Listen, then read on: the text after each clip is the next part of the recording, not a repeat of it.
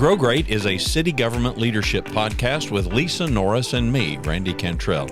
Each week we share insights, experiences, and wisdom to help you and your leadership grow great.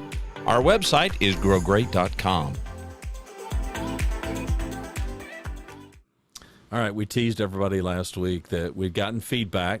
Let us begin by encouraging you to give us feedback. Go to the website, growgreat.com. Use the contact form. There's emails on there, and you can email Lisa or me. It's our name at growgreat.com. But if you want to use the contact form, do that too. And we're pleased that we're getting feedback, Lisa, and we had a request. We had a request for us to have a conversation about building and fostering relationships, and this is super congruent with last week's episode about trust, or 2 weeks ago about trust. But it still is all leadership. It's a focus on others and doing for others what they can't do or may find difficult to do for themselves. So it's also a good illustration. Before I hit record, it's a good illustration of how two people or more can look at the same topic, and we can kind of come at it from different perspectives. It just proves the value, I think, of collaboration and cooperation and working with other people. Agreed. So take off. Take it where you want to.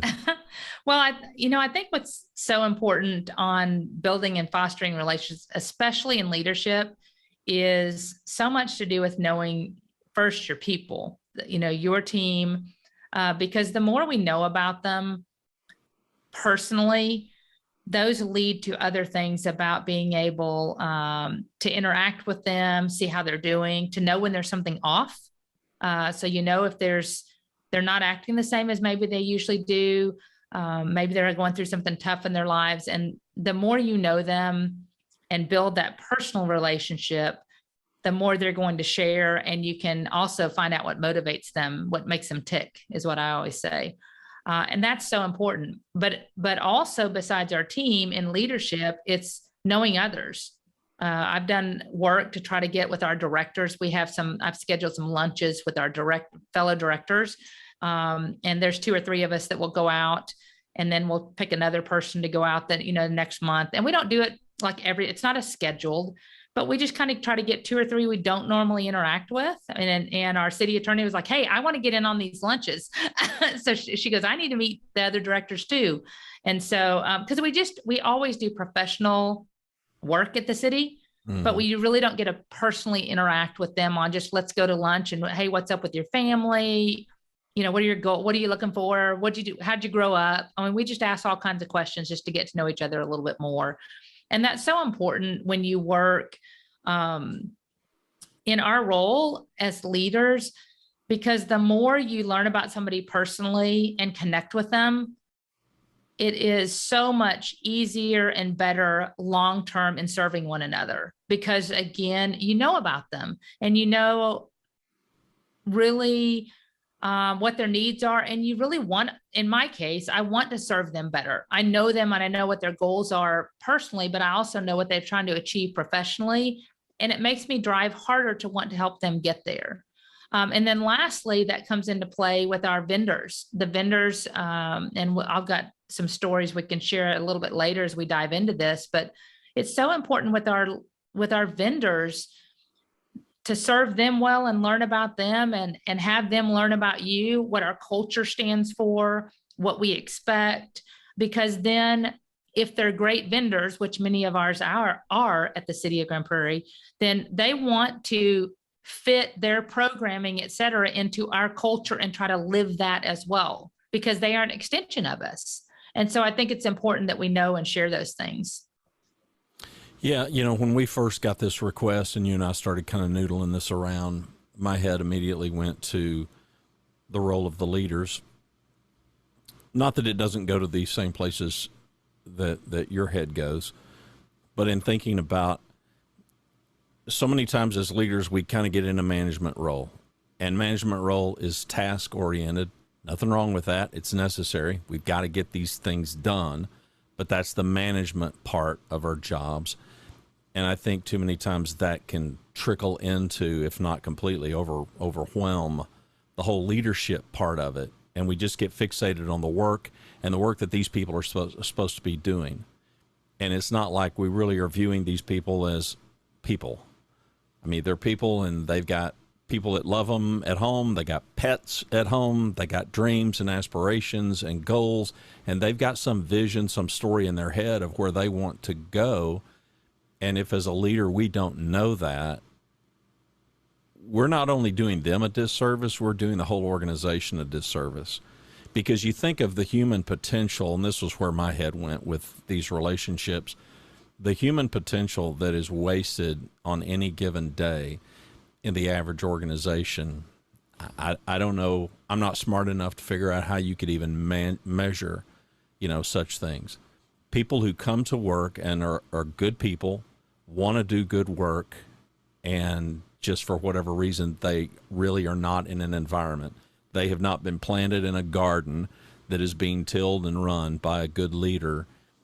And so, it never gets off the ground. To your point, yeah, I think first and foremost, we've got to know each other as humans. I spend a whole lot of time, as you well know, on the stories that we tell, the stories that we're writing, which is just a metaphor for our life. It's how we're living our life. It's how we see ourselves in the world and where we fit, how we fit. And admittedly, the bigger your team is, I get that it could be a little bit more challenging, but you and I have had conversations about the value of a one-on-one between a leader and people. So I don't know. Dive a little bit more deeply into our getting to know one another, whatever the context that you want, wherever you want to go with it. Well, for me, a lot of it just starts, the basics for me are just kind of walking around let's start with our team. Let's start with the smallest unit first. I start with my team and I try to walk around. We're super busy, but I try to get around at least 2 or 3 times a week and just kind of walk through and say, how's it going? One of our ladies is working on renovating her bathroom, and she got a new standalone tub, the new tubs that just secure to the ground. Yeah. And so I just check in with her. How's the renovation going? Have we gotten closer? And she's, nope, still there. Haven't got, haven't gotten to it. Another one I know is traveling with their son on his select soccer, and I'll ask about the tournaments they had and things like that. And we just kind of go around, and almost inevitably somebody's either quiet, I can tell there's emotion or whatever. And I'll just say, you doing okay? And they're like, oh, not really. It's just, and they'll go on, and you learn a little bit about them in that moment. Or I said, do you want to step into the office, where it's a little quieter, things like that, or come back and see me. So that, it kind of starts with just that, getting to know them. But as I mentioned earlier, it's so important because through those things, like you and I talk about, you learn somebody's goals. You start seeing a path for them. You start learning about their interests. You start learning about where they want to go. And that leads to the more business discussions when you do your one-on-ones of, okay, you've talked about this in the past. Where are you at on that? And it just helps you personally and professionally connect with them so that they know you truly are serving them and their best interest. You're keeping that in mind. And as a leader, it also helps me to keep that at the forefront. So as I see opportunities come up, I'm connecting them with those. The hardest part is you're going to have turnover when you do that. We don't have other openings. And that's a risk I often see some leaders don't want to take. They'd rather just not discuss anything.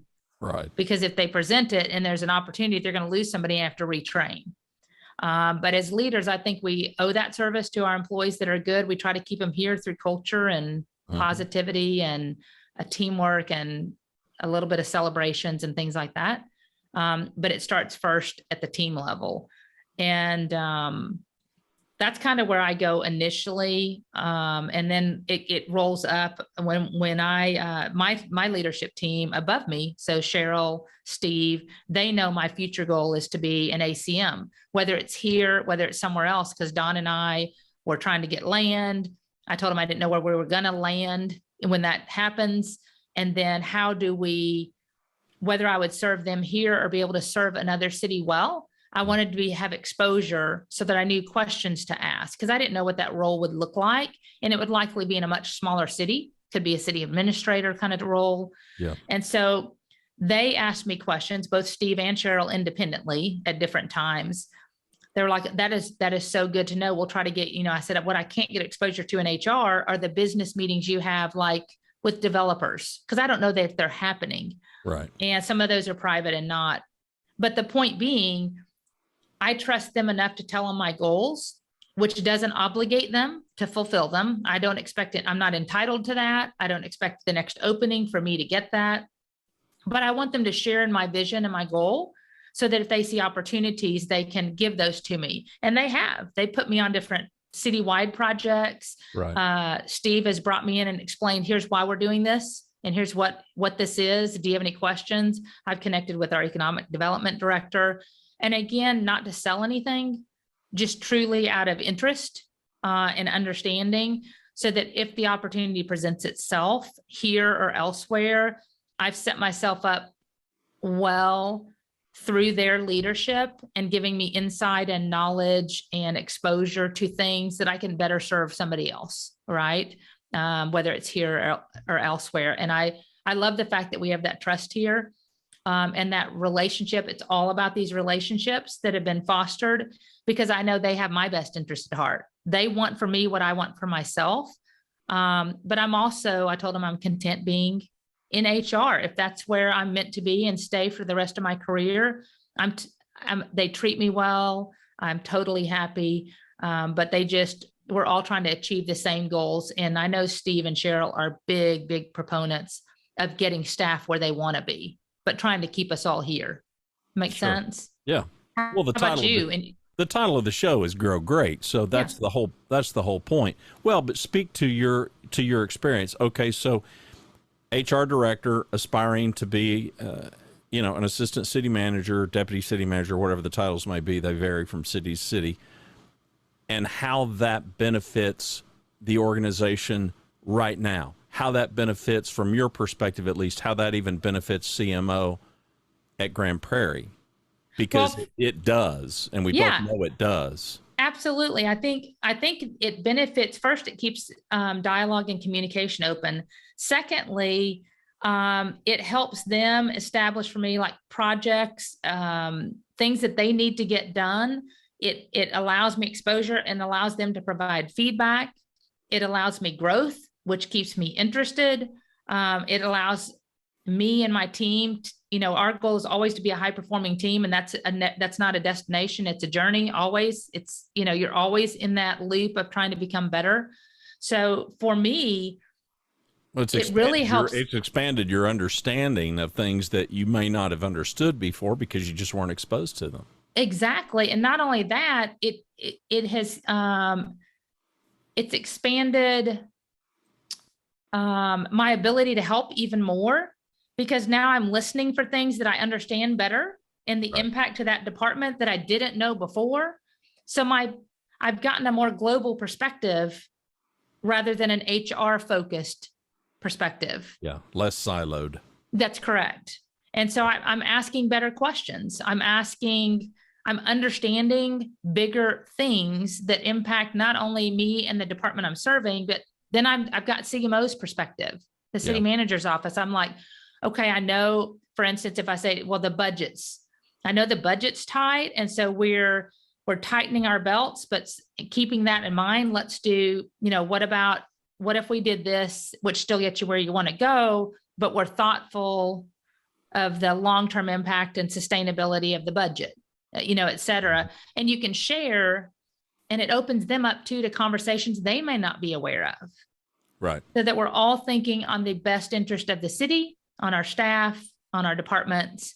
And it's a little bit more, almost a more unified but global approach, rather than an HR department servicing the public works director or servicing, the finance department.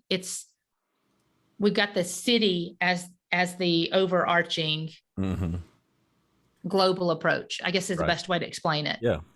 Well, it's mutually beneficial.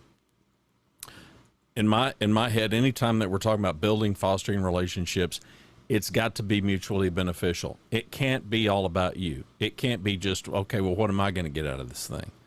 It's got to be, what can I deliver? What can I give the other person out of this thing? Is it completely altruistic? No. You're looking to get something in return, but you also realize that there's something that you can deliver to the other person. It's true in our marriages. It's true in those relationships. It's true with our kids. It's true at work. It's true, to your point, whether you're talking about vendors, whether you're talking about bosses or superiors, or whether you're talking about peers or anybody up and down the food chain, as we say. Yeah, Randy, it's so interesting because I've learned over time, and I've tried to share with staff that are developing up in leadership and those that aren't even in leadership yet but interested. I try to involve them in different meetings and give perspective. And it's so interesting because our benefits team, I've always focused, and I think I told you this story a little bit last week, but I've focused on, I always tell them, you cannot discount the value of having a solid vendor relationship. So it is because many, those that are taskmasters, and we all know them and we all have them and we love them, they get stuff knocked out. But often the taskmasters are the ones that are like, I don't need to go eat lunch. I'm just going to eat right here, my little crackers, and I'm good. And I'm like, okay, we need to go have a vendor lunch. They're like, all right, can I leave at like 45 minutes? Right. Because it's time and effort away from the task. Yeah. And they need to get stuff knocked out. Yeah, and I don't know how many times over coaching in my years of leading that I'm like, I cannot express enough the value of these relationships. And it's important when we go to lunch, be engaged, focus on the conversation. And I had a gentleman that worked for me that was very, very shy, really a great worker. But I mean, he so shy to the trouble, he had trouble making eye contact with people. He would always look down, and I'd say, really work on eye to eye contact when people are talking, because I know you're shy, but it appears disinterested. So he did. Over time, he would work on that, but I'd have him go to lunch and he's like, oh, I don't want to go to lunch. I said, well, you hadn't been at the last one, so let's just go and just act engaged, And it's not that he didn't like the vendor. He just said, I have too much to get done. Yeah. And I said, there is a value in this. So we all went to lunch. Everything he could be doing while he's wasting his time. That's exactly right. And so they have the good intent of the department and the city, right? But they just didn't understand the value of this. Mm-hmm. Well, this played out. So that was one example. But recently on my team, we had a real crisis that happened relating to a vendor we're implementing, and then TMRS, which is our retirement system. And we've had them as long as I've been here. Most cities do, right? That are in TMRS in Texas.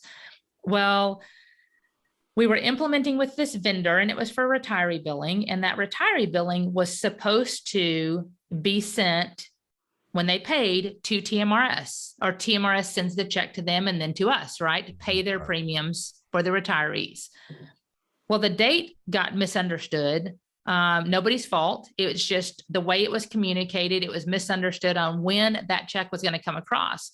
Well, when it was actually going to come across was after we had cut off the old vendor, but it was going to go to the old vendor. And the old vendor said, all we're going to do is reject your 187 checks and send them back, regular mail, which we know is delayed. Anyway, all this to be said, it was a big mess, and my team, who had worked so hard on this implementation, were freaking out. They're like, the retirees are going to think their coverage is getting canceled. We had done everything we can in our power to try to get this to work. We thought we had it down, and this date was misunderstood, right? In fact, the team had not our team, the team and the implementer had miscommunicated the date, misunderstood the logic of the date. So anyway, we called TMRS, and I said, guys, I want you in this call. Everybody come in this call with TMRS. And they're like, we've already talked to them. They said they can't do it. I said, come hither. Come sit and listen. Watch the master at work. Watch the master. No, I'm just kidding. Right. And so I immediately opened up with TMRS, and I said, guys, I am so glad you are on the phone with us. I couldn't have a better team that I've worked with over the years to solve a problem than we have today on this call. And they're like, oh God. Yeah. Here it comes. Oh, what's she going to ask? Yeah. But I started laughing. I said, we really need your help. I don't know how to solve for this. And I know this is going to be a burden on your team. And you've got, I'm sure, hundreds of thousands of checks going out the door, but we need a favor, and we don't know how to solve for it except for your expertise. They went on to ask what we needed. And ultimately, they said, we told your team we couldn't do it, but you have been a great partner to us over time. And here's what we can do. We can watch. We need a list of these 100 and however many people, 100, and I think it ended up being like 140. And we'll go manually watch for their checks and get them posted.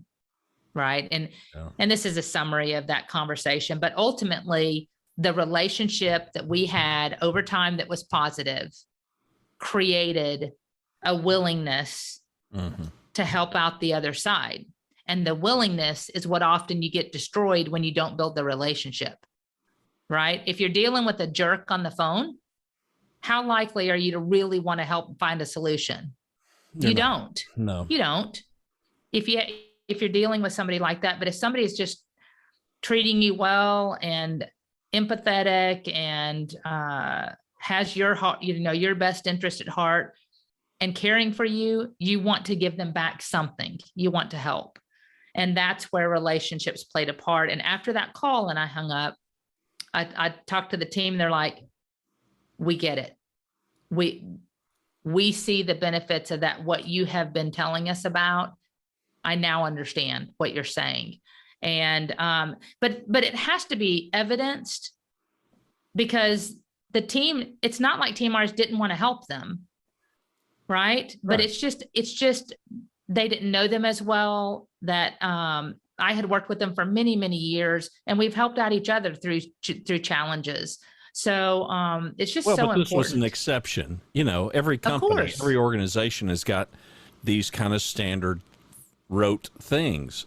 It seems to me, looking at it from my safe distance, that it was just a rote no. It wasn't a hard no. It was just no, we can't. So in comes Lisa, who's got the relationship, asking for something exceptional. But like you and I talked right after this happened and you told me about it, all of the years of deposit making, I don't mean checks, I mean goodwill. I mean in you're partnering and you're collaborating and you're helping because vendors need help from the people they're serving as well. Right. It's not a one-way street. They do get a business benefit, but then there's all these other human things that there's these real people who are doing these jobs, and these jobs can either be made more difficult or they can be made to happen more easily.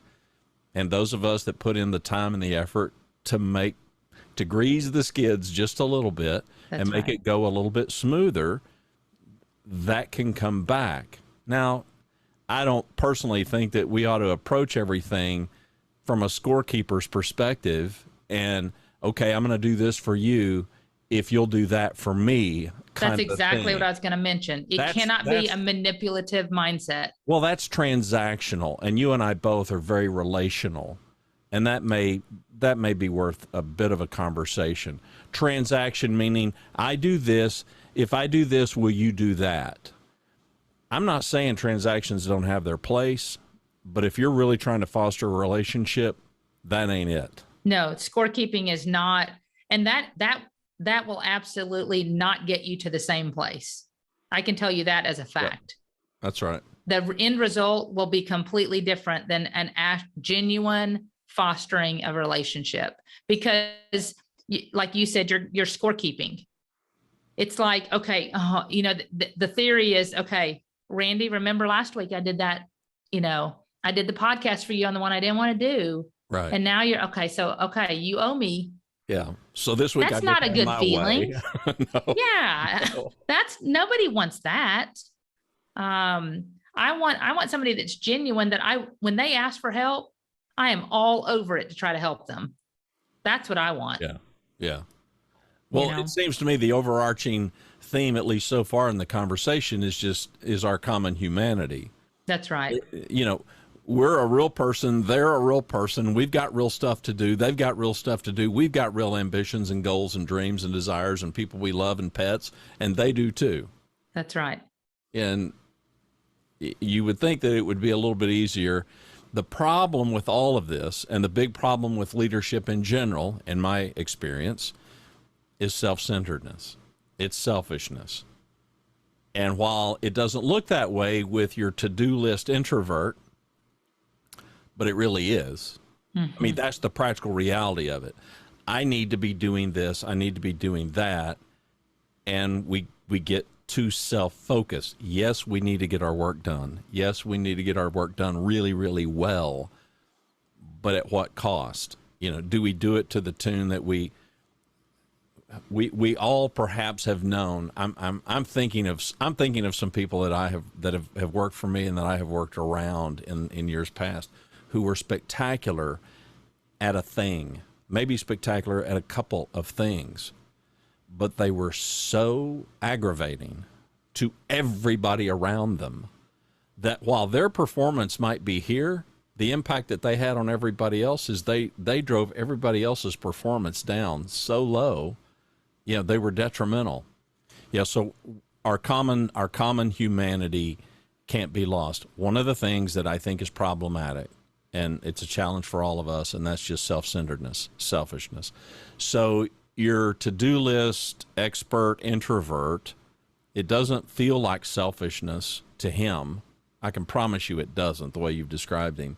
But that really is what it is. It's, I could be doing this, I could be doing that, and not with no focus on the other person and what Right. benefit they might be able to derive from him, what he might be able to service for them, what influence and impact he might have for them, as well as what might be reciprocated, what he That's might right. need even today or at some future event that he might could use their help.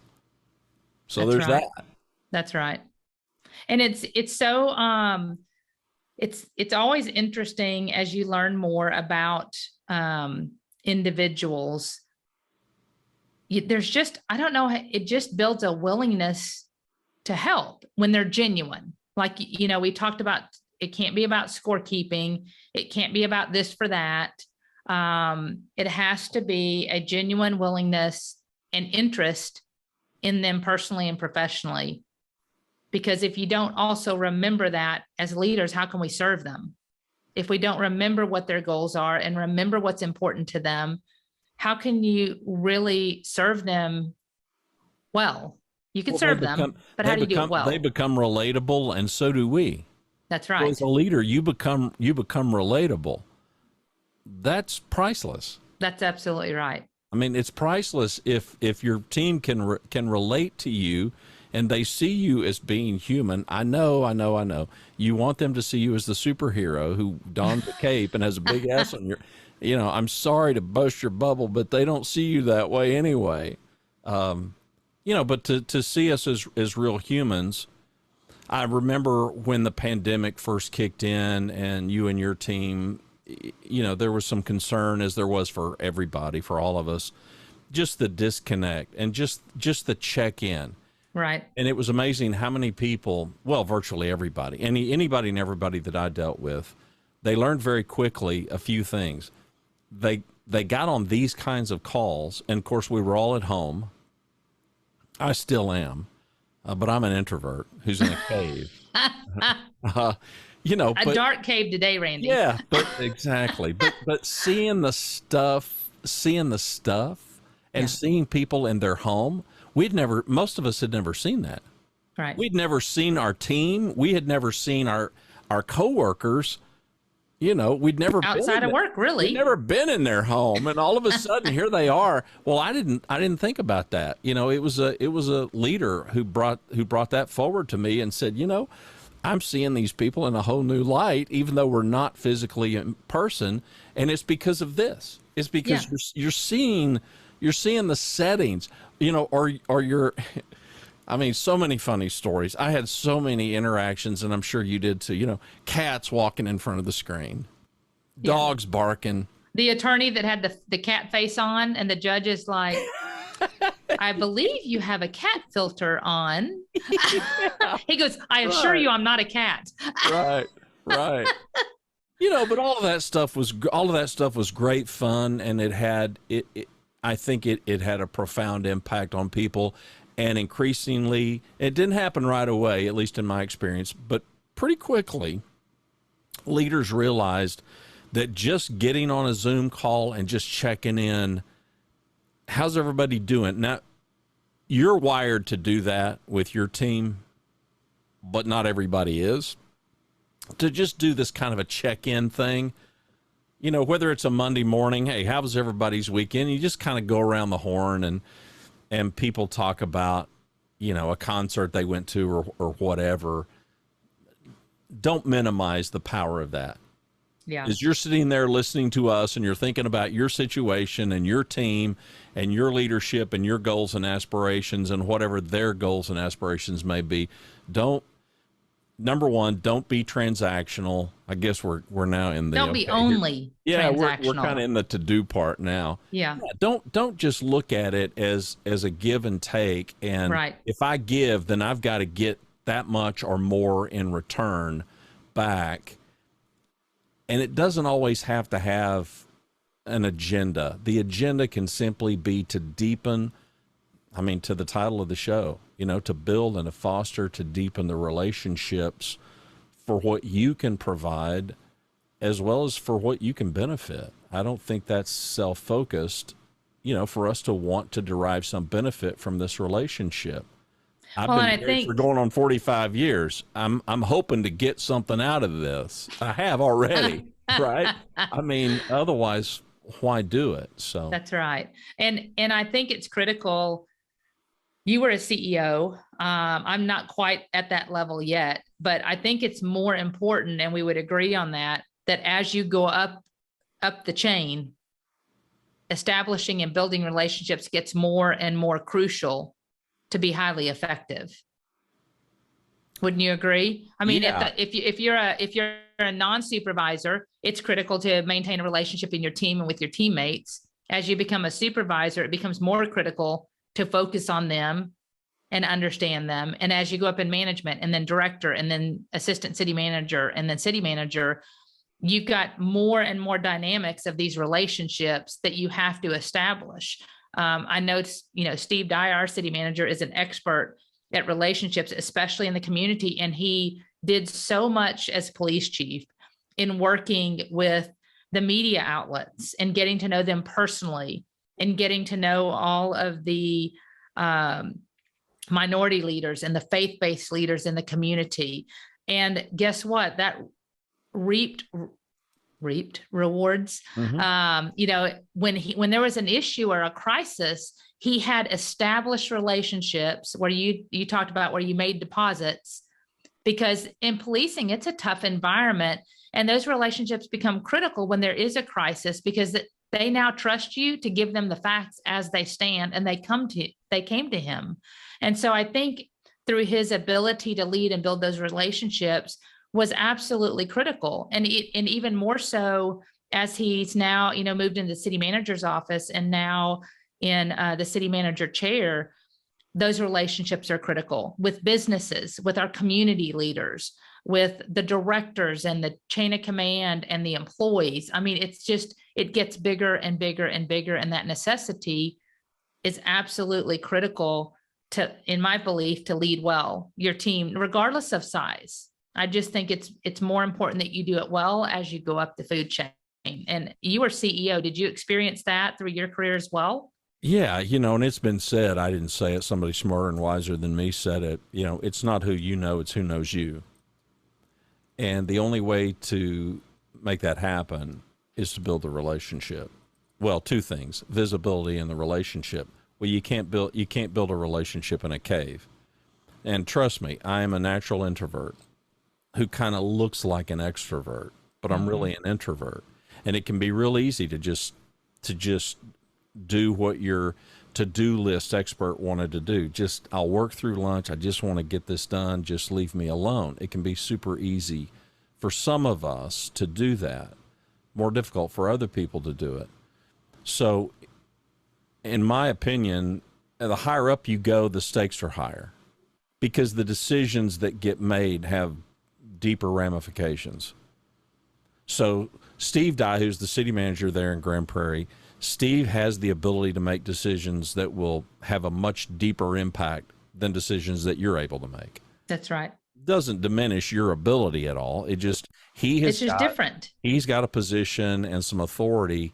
And so the magnitude of those decisions, well, there's a bunch of things in play here, none of the least of which is, why do the relationships matter? because if Steve is able to surround himself with people who have a perspective and he knows that they'll deal with him straight up, they'll tell him what their perspective is. Doesn't mean he has to agree with it. But being in the position he's in, to see it and to hear it helps him with his own clarity. It helps him with his own leadership recipe. As he's following that recipe, and he is, because every great leader does, and he's a really rock star kind of a guy, in my opinion, it just gives him clarity. It gives him clarity. Well, if you don't have those relationships, what way too frequently has happened is that emperor has no clothes, and nobody's going to tell him. Nobody's going to tell him. There are plenty of leaders who sit down in conference rooms or get on Zoom calls, and they are surrounded by, oh, it's great. Yeah, boss. Yeah, boss. And there's not a dissenting voice in the room. Nobody. The relationships that everybody has is either based in fear. The leader probably has no clue what any of them aspire to, probably doesn't have much of a clue as to who they are as humans, and they're all beholding. Mm-hmm. Well, you can lead that way. Go for it. Lead that way. Be an autocrat and don't listen to anybody and be the smartest person in every room you enter, and you're going to be in some of the dumbest rooms on the planet. It's just straight up, because you're just not that smart. None of us are. Right. I'm not some MIT guy. I'm not some Harvard guy. So that collective that a city manager like Steve has been able to do, to have these people, and the fact that he had the years as a police chief helped, because he was a rock star in that role, and that gave him this front-facing kind of a position, much more front-facing than you've got, for instance. Yes, correct. Just by nature of the position, and he took advantage. He took proper, wise advantage to foster, to build those relationships so that he could get that feedback. There's no way that a city is the size of Grand Prairie that he's in a position to know everything going on. That's right. Except through the eyes and the experiences of other people. And, so as you get higher, the perspective changes. The loneliness is a real thing. Mm-hmm. It's just absolutely a real thing. And the way that you can overcome that is to broaden the circle, broaden the relationships, listen for knowledge, try to gain some understanding, always, always, always, always, always driven, with compassion, a focus on others. And I don't know, other than focusing on others, for me, that is the bottom line to all the relationship building. So you have this phone call with the vendor, and I'll ask the question. I won't answer it. Okay, so what are you thinking? You make this phone call to this vendor, and what are you thinking as far as not just the immediacy of the relationship, but now project this time next year? What are you thinking about that relationship as you're making that phone call and you're making that request? Or what are you thinking? I'm curious. Well, in the moment, I'm not so much thinking of long term, except for the fact we've got the immediate solution now, and that it's going to be better, because at some point they may need my help as well, and I want to be able to return. I call it the favor, not an expectation of service. But for me, it's really about, I have faith that they can help me, and I need them to know I have faith that they can help me. So how can they do it? Because they are the expert. And long term, they know I'm going to give it back. Was it on the forefront? Did it even come up? It didn't even come up. Yeah, but let me reframe it. Okay, so do you go into that conversation confident that when they need help, you're going to do whatever you can in your power to help them?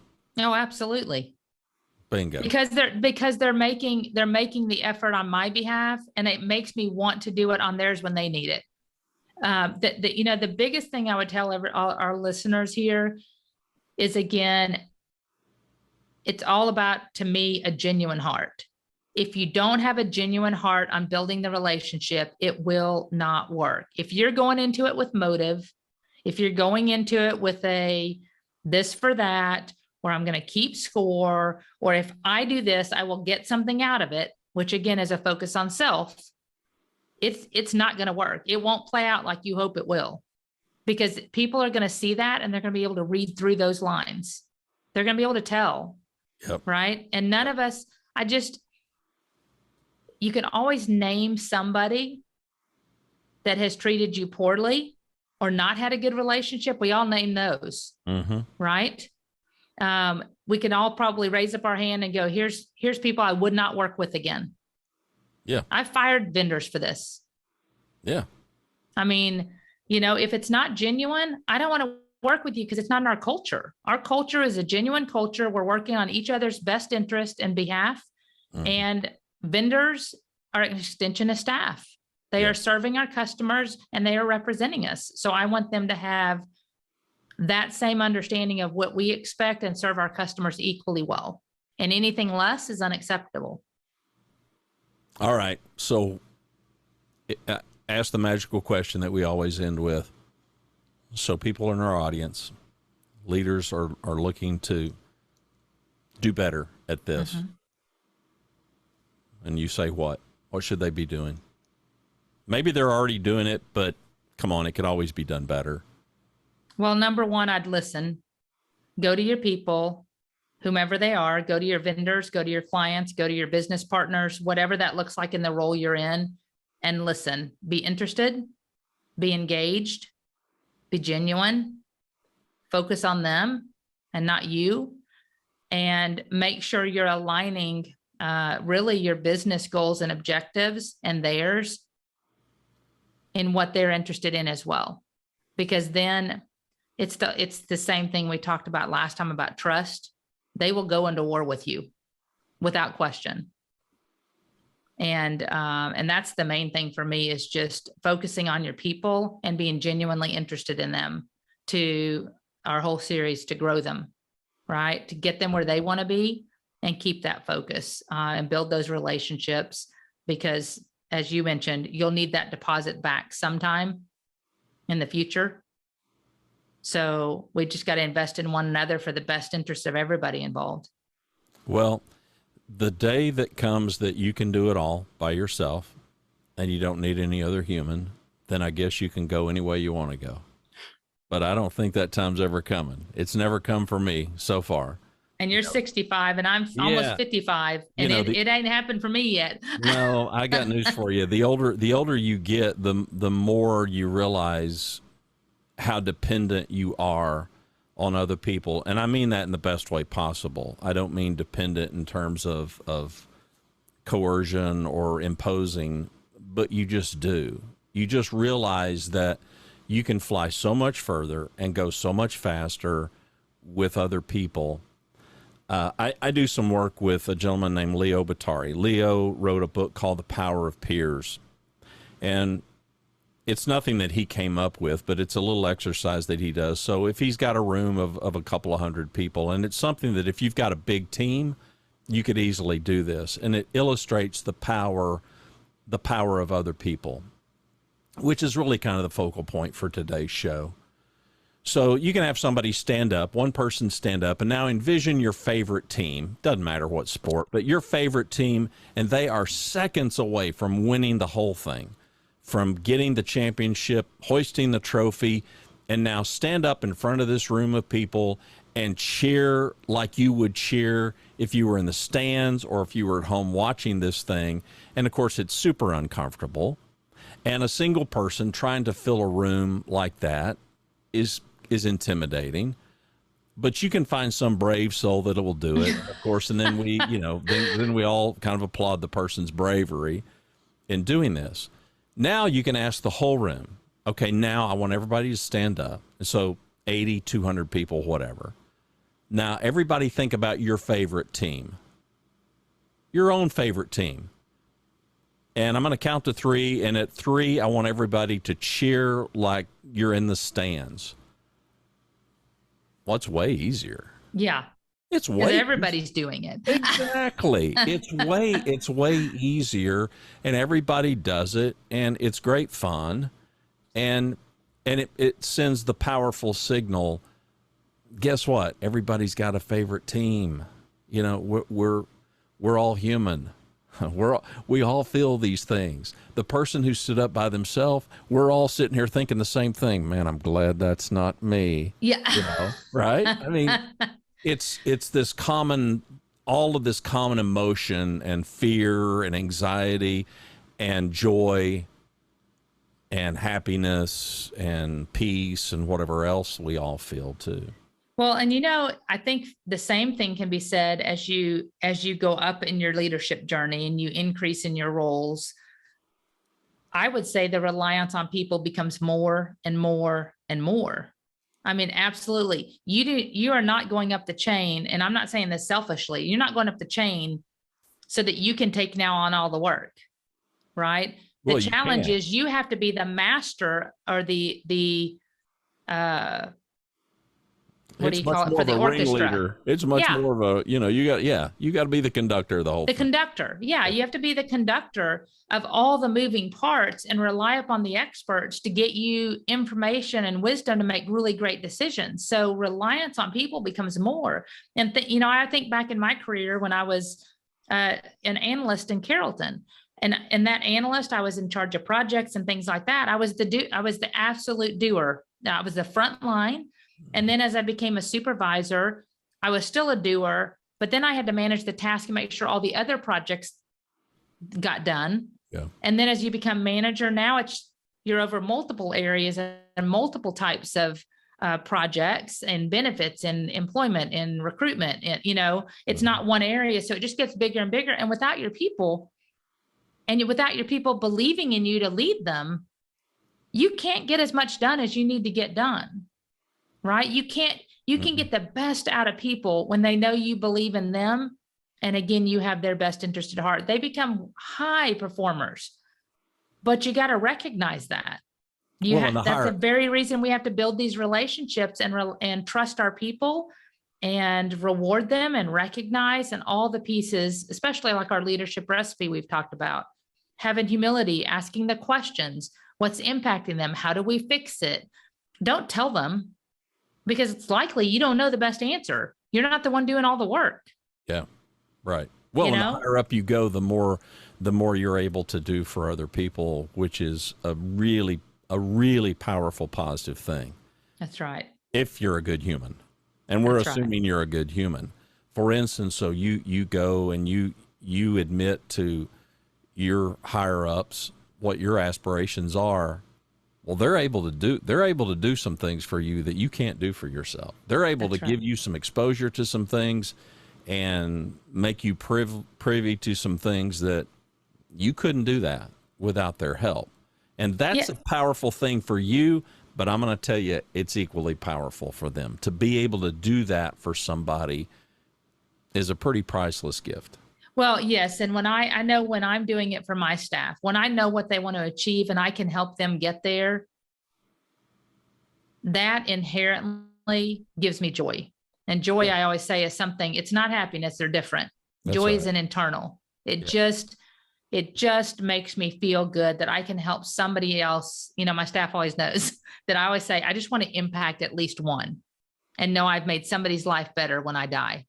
Yep. And that's, obviously I hope to impact many, right? But if one person says, man, thank you, Lisa, in my lifetime, I will have served myself. Yeah. Right. And my purpose in life to help somebody else become better than they were yesterday. Well, I live by the parable of the starfish.